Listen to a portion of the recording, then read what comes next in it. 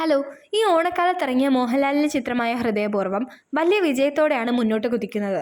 ആദ്യ 3 ദിവസം കൊണ്ട് ഈ ചിത്രം കേരള ബോക്സ് ഓഫീസിൽ നിന്ന് നേടിയിരിക്കുന്നത് 8,13,00,000 മുകളിലാണ്.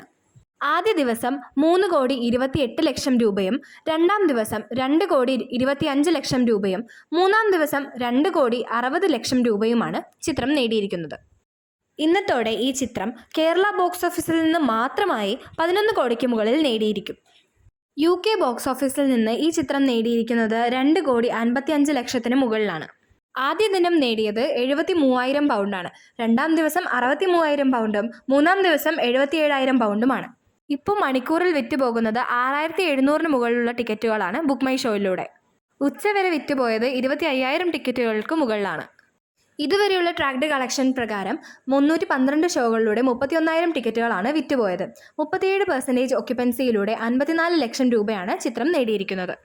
ഈ ചിത്രത്തിൻ്റെ വേൾഡ് വൈഡ് കളക്ഷൻ 2 ദിവസം കൊണ്ട് 16 കോടിക്ക് മുകളിലായിരുന്നു. മൂന്നാം ദിവസം സിനിമ 21 കോടിയിലേക്ക് എത്തിയതായിട്ടാണ് റിപ്പോർട്ടുകൾ സൂചിപ്പിക്കുന്നത്. ഇന്നത്തെ ഫൈനൽ കളക്ഷനോടെ സിനിമ 30 കോടിക്ക് മുകളിൽ നേടും. ബോക്സ് ഓഫീസിൽ മോഹൻലാൽ പവറാണ് നമുക്ക് കാണാൻ കഴിയുന്നത്. എത്ര വലിയ സിനിമ വന്നാലും മോഹൻലാലിൻ്റെ ഫാൻ ബേസ് അത്ര സ്ട്രോങ് ആണ്. ഈ സിനിമ 50 കോടിക്ക് മുകളിൽ എത്രാം ദിവസം കയറുമെന്നാണ് നിങ്ങളുടെ പ്രതീക്ഷ? കമൻറ്റിലൂടെ പറയുക. അപ്പോൾ വീഡിയോ ഇഷ്ടപ്പെട്ടാൽ ലൈക്കും ഷെയറും സബ്സ്ക്രൈബും ചെയ്യണേ.